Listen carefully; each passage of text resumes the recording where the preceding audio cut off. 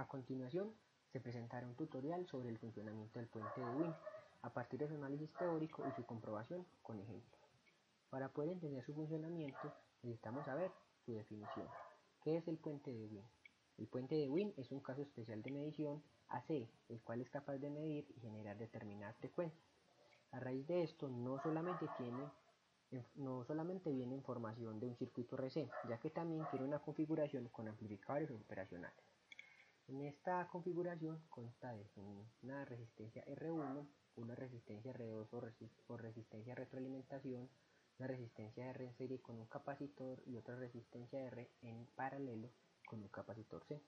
En este caso, para el tutorial, analizaremos el puente de Wien en su configuración RC, como lo podemos observar aquí en esta figura.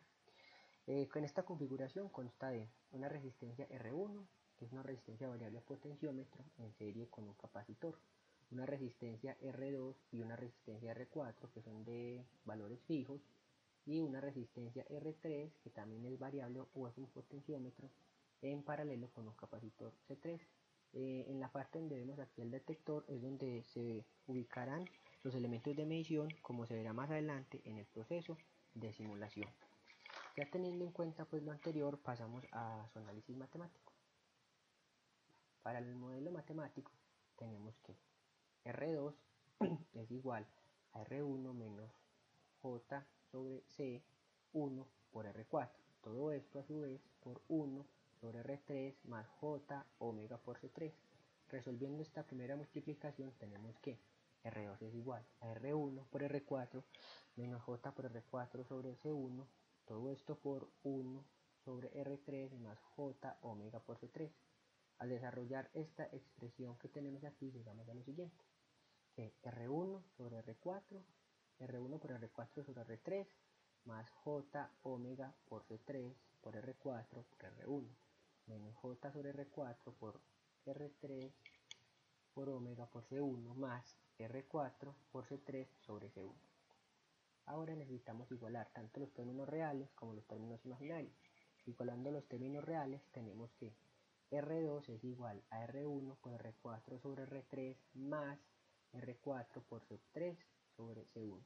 Y los términos imaginarios tenemos que omega por C3 por R4 por R1 es igual a R4 sobre R3 por omega por C1. Después de igualar los términos, tenemos que omega es igual a 2pi por f, y al resolver para f, es decir, al despejar f, tenemos que la frecuencia es igual a 1 sobre 2pi por la raíz cuadrada de C1 por C3 por R1 por R3, y de esta forma obtenemos la ecuación número 1. En la mayoría de los circuitos del puente de Wien, los componentes se seleccionan de tal manera que R4 y R2, que son las resistencias variables o potenciómetros, sean iguales, y el capacitor C1 y el capacitor C3 también sean iguales. Y además de esto se tiene una restricción, que la resistencia R3 sobre la resistencia R1 siempre debe ser igual. Según lo anterior, tenemos que la frecuencia es igual a 1 sobre 2pi por R por C, y obtenemos la ecuación número 2.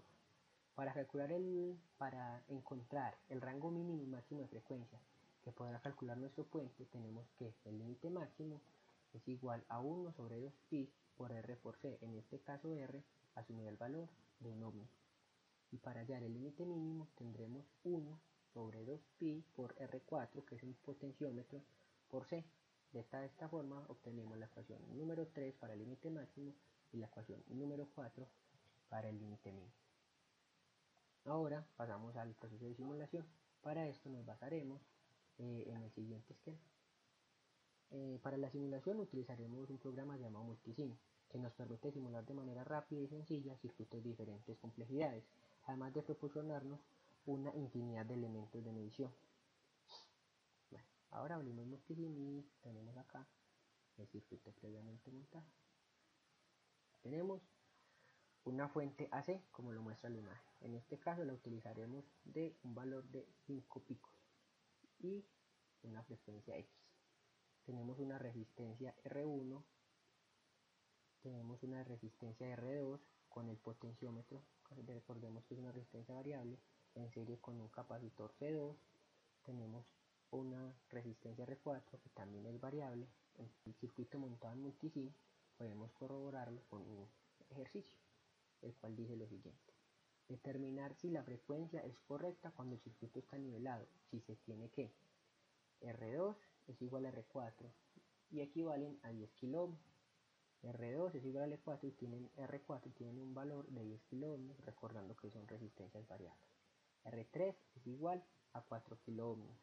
R1 es igual a 2 kΩ y los capacitores C2 y C4 equivalen a 1 microfarad. Cabe anotar que hay que recordar la restricción de que R3 sobre R1 debe ser igual a 2, que en este caso se cumple. Ahora necesitamos utilizar los elementos de medición para poder determinar si el puente está de equilibrio o no. Para esto, como se mencionó anteriormente, en la parte donde dice el medidor, utilizamos la siguiente herramienta en la simulación para poder medir. Utilizamos el multímetro, ubicamos la parte positiva encima de la resistencia R2 y la parte negativa abajo de la resistencia R4. Para darle solución al ejercicio, el primer paso que debemos seguir es verificar el valor de la frecuencia que esté dentro del rango máximo y mínimo del cálculo de pi por una resistencia de ohmio, que es una resistencia muy pequeña, por un capacitor, que en este caso equivale a 1 microfarad. Entonces nos da igual a 15.914.943 hercios, o haciendo la conversión 15.14 kilohercios. Este será el valor máximo de frecuencia que puede medir nuestro puente. Para hallar el límite mínimo tenemos que 1 sobre 2pi por R4 por C es igual a la ecuación número 4, donde tenemos que R4, como nos dice el ejercicio, vale 10K y el capacitor toma un valor de 1 microfarad. Esta operación nos da que el valor mínimo de frecuencia que puede calcular nuestro circuito será de 15.91. Para corroborar que la frecuencia del circuito que nos dan, que en este caso es 250 Hz, sea la adecuada, necesitamos variar las resistencias de los potenciómetros. Las necesitamos variar en el mismo porcentaje. No puede quedar una más alta o una más baja, no, tiene que estar en un mismo porcentaje. La idea de variar las resistencias a los potenciómetros y que queden en el mismo valor del porciento es que es un valor muy cercano a cero. Allí es donde podemos realizar, con este valor podemos realizar los cálculos y obtendremos que la frecuencia sí se nos parezca a la que nos da el circuito. Bueno, ahora damos correr la simulación, damos doble clic encima del multímetro, ponemos el voltaje en una onda C, que es lo que nos interesa, y empezamos a variar los potenciómetros. Observamos, necesitamos llegar lo más cercano a cero, en este caso tenemos 2.84 voltios, aún no se acerca. Podemos primero estabilizar un potenciómetro y ya podemos llegar a un valor con el otro. Para nuestro caso, podremos más o menos llegar al 6.5%, que es donde se estabiliza nuestro puente. Listo, ya llegamos al valor y observamos que tenemos un voltaje, podemos parar la simulación, tenemos un voltaje de 814.222 milivoltios, que haciendo la conversión a voltaje es un valor muy cercano al cero.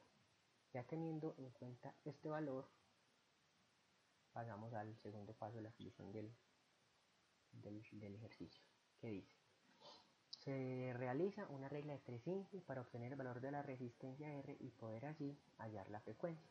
En nuestro caso, los potenciómetros se estabilizaron en 6.5%. Entonces aplicamos la regla simple de 3, que dice así: si 10K, este valor es correspondiente al valor de las resistencias variables, que le dimos un valor de 10K, es el 100%, el 6.5%, que es el valor donde se nos estabilizaron nuestras resistencias y fue un valor muy cercano a cero, ¿A cuánto equivaldrá? Entonces realizamos la siguiente operación.